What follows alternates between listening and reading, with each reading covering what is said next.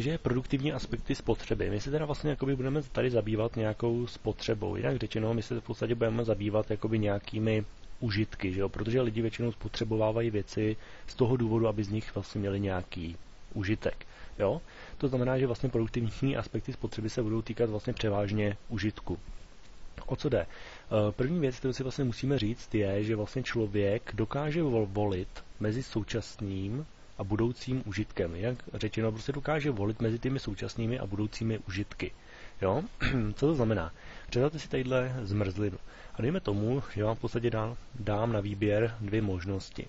Buď tu zmrzlinu můžete dostat teď hned, anebo až za rok. Jo? A já se vás jakoby zeptám, co si teďkon vyberete. Buď tuhle tu zmrzlinu dostanete teď, nebo úplně tu samou zmrzlinu dostat až za rok. Jo? Můžete si zkusit na to odpovědět, jo, ještě předtím, než si řekneme, jak se na to dívá ta ekonomie. No a ta ekonomie se na to vlastně jakoby dívá tak, že ten spotřebitel vždycky volí jakoby to, že ten statek vlastně může mít teď hned. Jo? To znamená, že volí jakoby tu bližší spotřebu. Jo? Jinak řečeno, v podstatě, když vám někdo nabídne tuhletu zmrzlinu, že jo, teď hned, tak vy si prostě hned představujete, jo, jak už ji lížete, jo, jak vám prostě chutná, jak je sladká a tak dále. No když vám řekne, že vám vlastně tu samou zmrzlinu dá za rok, tak v podstatě si řeknete, no jo, ale to je až za rok. Jo? Jinak řečeno, tady v podstatě jde o to, že z téhleté zmrzliny teď mám nějaký užitek, řekněme U1 za rok, kdybych ji jakoby jet, tak budu mít užitek U2, ale vlastně já jakoby vlastně tím, že ji chci teď, říkám, že ten užitek U1 je vlastně větší než ten užitek U2. Jo, protože do toho užitku U2 se promítá to, že vlastně to bude až za rok. Jo? To znamená, že jakoby teď z té zmrzliny prostě budu mít větší užitek než z toho budoucího, nebo než z té zmrzliny v budoucnu. Jo? Proto ji vlastně preferuju sníst teď, jo? Nebo chci ji hned teď. Jo? Takže obecně v podstatě můžeme říct, že vlastně ty lidi jakoby preferují tu současnou spotřebu před tou budoucí. Jo?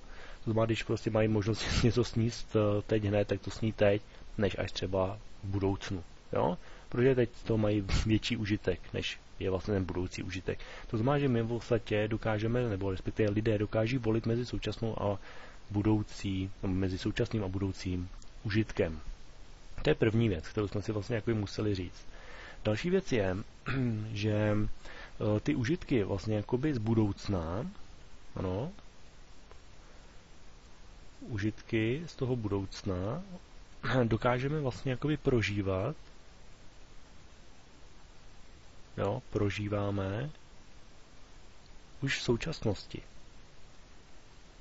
Jo, to znamená užitky vlastně jakoby z budoucna dokážeme prostě prožít už v současnosti. Jo? To je jakoby zase poměrně důležitá věc, jo, z hlediska toho užitku, že vlastně jakoby nějaký ten užitek vlastně jakoby z toho budoucna dokážeme prožít už teď. Jo? Zase příklad. Dejme tomu, že tady jste vy. Jo? Tadyhle je v podstatě nějaký člověk, jo, který vám v podstatě něco udělal. Jo? V podstatě strašně vás naštval.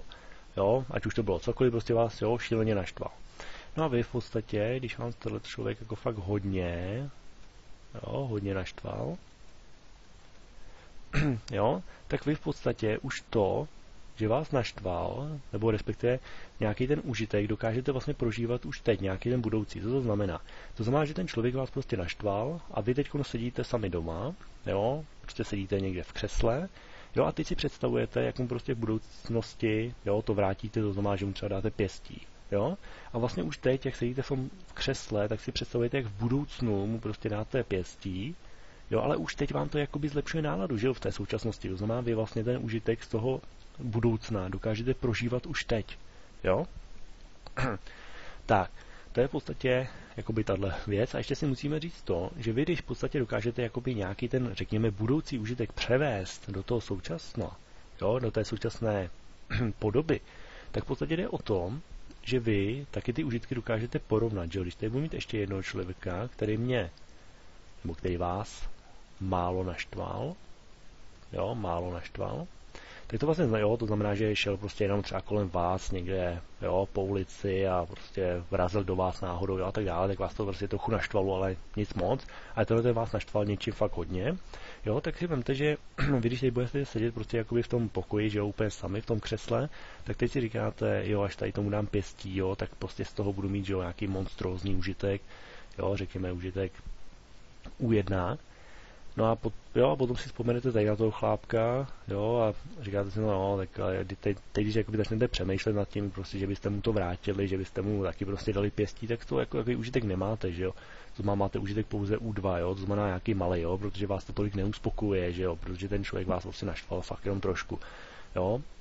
Ten vás prostě naštval hodně, takže když prostě si říkáte, jo, a že ho prostě příště potkám, jo, tak prostě mu něco udělám, jo, a máte z toho obrovský užitek. Jak řečeno, ten užitek U1 vlastně je třeba větší než užitek U2, jo, ale to, co z toho plyne, je hlavně to, že my ty užitky prostě dokážeme porovnat, jo, to znamená i ty budoucí užitky dokážeme nějakým způsobem převést do té současnosti a tady je dokážeme porovnat a dokážeme říct, tohle pro mě bude mít větší užitek, až mu dám pěstí, než když dám pěstí tady tomu člověku, jo. To znamená, užitky teda z budoucnosti prožíváme už v současnosti a tím, že je v podstatě jakoby dokážeme teda v uvozovkách jakoby nějakým způsobem přenést už do té současnosti, tak je dokážeme ji porovnat. Jo? Stejně jako tady. Tak, to je v podstatě další věc. Tak, a teď se vlastně dostáváme k tomu, co je pro nás zase hodně důležitý, a to je vlastně jakoby to, že při nějakým současném užívání bere jakoby člověk v úvahu i nějaký ten budoucí prožitek. Jo? Takže při současném prožívání jo, bere člověk v úvahu i jo, nějaký jakoby ten budoucí prožitek. Tak. Ono to vypadá docela podobně jako tohle, že jo? Jo, a teď si ukážeme, jakoby v čem to prostě je. Tak, zase dáme si příklad, jo? Nejdřív taky obecný, jo? Tady mám nějaký statek, co má třeba nějaký výrobek, jo? Ten výrobek si koupím a ten výrobek k něčemu slouží. Dejme tomu, že ten výrobek slouží k získání něčeho. Takže získání něčeho. Tak, a z toho získání něčeho já v podstatě budu realizovat nějaký užitek. Tak, jo, to znamená, mám statek, který si koupím, díky tomu něco získám, jo, a z toho budu realizovat užitek, jo. Jinak řečeno, při tom současném prožívání, to znamená, když si kupuju ten statek, tak už to, že vlastně si kupuju ten statek, ve mně vyvolává v tuhle chvíli, i když ten statek ještě nepoužívám k ničemu, tak už v tuhle chvíli to vlastně ve mně jakoby vyvolává nějaký prožitek tady z té budoucí činnosti. Jinak řečeno, pojďme si to ukázat na příkladu spíš. Dejme tomu, že ten statek je puška. Jo? Mám tady prostě koupím si prostě, zajdu do obchodu a koupím si pušku. To slouží k tomu, že jo, že prostě tamhle sejmu někde v lese nějakýho jelena třeba, jo. To znamená strašně rád lovím, jo. A když sejmu toho jelena, tak pochopíte to, že jsem sejmu toho jelena, tak toho jelena teď mám, že jo. Tak z toho mám právě ten užitek, jo. Jenže já když si vlastně půjdu koupit tu pušku, tak v podstatě už to, že si tu pušku vlastně jakoby kupuju, jo, tak to prostě ve mně vyvolává ty představy, jak prostě půjdu lovit, jo, jak si to užiju, jo. Takže už jenom nákup té pušky vlastně jakoby zvyšuje ten můj užitek, jo. To znamená, respektive ta budoucí činnost zvyšuje ten můj užitek už jenom z toho, že tu pušku kupuju. Jo, to má při současném prožíváním bere člověk v úvahu i budoucí prožitek. To znamená, v současnosti, když si kupuju tu pušku, tak beru v úvahu i to, jak půjdu lovit. Jo? To znamená, jak kdybych vlastně jenom šel a tu pušku si koupil, jo? Tak to mám nějaký užitek. To za předpokladu, že bych ji nepoužil k lovu. Jo? Jenže, a měl bych to nějaký užitek, jenže já když tu pušku půjdu si koupit a budu teda předpokládat, že skutečně půjdu lovit, jo, tak v podstatě už to, že v budoucnu půjdu lovit, zvyšuje ten můj užitek z toho nákupu, jo, protože se na to strašně těším, jo. To znamená, že při tom současném prožívání bere skutečně člověk i v úvahu i ten jakoby budoucí prožitek, to znamená to, co vlastně dělám teď, nějakou činnost, tak při té činnosti prostě beru v úvahu i další činnost, která prostě jakoby tahle ta budoucí činnost prostě zvyšuje ten můj užitek v té současnosti. Jo? Tak. Teď v podstatě se jakoby dostáváme k tomu, co je jakoby, jo, co je vlastně jakoby co je to jakoby ten produktivní aspekt té spotřeby. Říká se, že právě produktivní aspekt spotřeby jakoby znamená vlastně to, nebo ten produktivní aspekt vlastně znamená to, že on vlastně jakoby vede ke zvyšování současné hodnoty, jo, ke zvyšování prostě nějaké současné hodnoty, jo, dáme takhle do uvozek příjmu, jo, dosahovaného v budoucnu. Dosahovaného v budoucnu. Jo, takže vlastně jakoby ten produktivní aspekt spotřeby znamená, že prostě ta spotřeba vede ke zvyšování současné hodnoty nějakého příjmu, respektive my můžeme říct užitku, že jo, protože užitek je vlastně jakoby v uvozovkách taky příjem, jo, něco prostě, co nám to jako, něco nám prostě něco dává, jo, nějaký užitek, znamená nějakého příjmu, znamená nějakého užitku, kterého vlastně jako dosahujeme v budoucnu, znamená vede ke zvyšování současné hodnoty užitku dosahovaného v budoucnu. Jo, to v podstatě jakoby znamená, že my jakoby nějaká ta současná hodnota, že jo, toho užitku je vlastně jakoby zvyšovaná díky tomu, že vlastně budu ještě něco dělat v budoucnu, což je vlastně prakticky to, co jsme si tady popsali, že jo. To znamená, můj užitek vlastně jakoby z té pušky, že jo, je zvyšovaný tím, jak si prostě představuju, že prostě půjdu lovit. Jo, to znamená už jenom ten nákup prostě mi, jo, ta představa toho lovu prostě zvyšuje ten užitek teď tadyhle v současnosti, jo, při tom nákupu, i když ještě vůbec nelovím, jo, ale prostě ta představa mi už, jo, jakoby zvyšuje vlastně jakoby tu současnou hodnotu vlastně toho užitku. Jo, v podstatě jo, jde vlastně o to, že tohleto se třeba velice často vykládá na příkladu nebo na příkladech vlastně takzvaného sociálního kapitálu. Jo, sociální kapitál. Co to vlastně je? Sociální kapitál typickým příkladem je vlastně jako nějaký kontakt. Jo? Kontakt.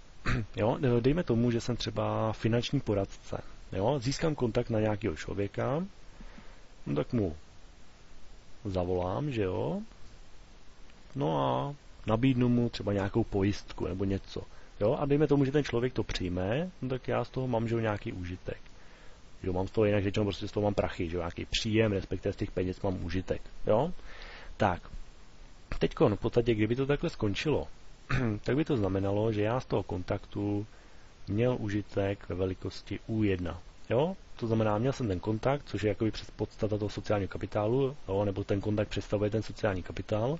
Já jsem tomu člověku zavolal, prodal jsem mu jakoby tu pojistku, nebo uzavřel jsem s ním tu pojistku, tak z toho mám nějaký užitek. U1. Jenže, tadyhle v současnosti, teď, když já mám ten kontakt, jo, tak vlastně já nemám užitek jenom U1. Já mám užitek U1 plus ještě nějaký další užitek. Proč? No protože já až dostanu nějaký nový produkt, no tak mu přece zavolám znova, ne? Znova mu zavolám, znova využiju ten samý kontakt, zase mu zavolám, jo, a nabídnu mu ten nový produkt, a dejme tomu, že to přijme, tak zase z toho mám užitek. To znamená, že vlastně jako v současnosti tady z toho kontaktu nemám užitek jenom U1. Jo, protože to je v případě, že bych mu zavolal a dosáhnul nějaký užitek U1. Jenže já z toho kontaktu mám užitek jak U1 plus ještě nějaký užitek, který vlastně můžu mít v budoucnu.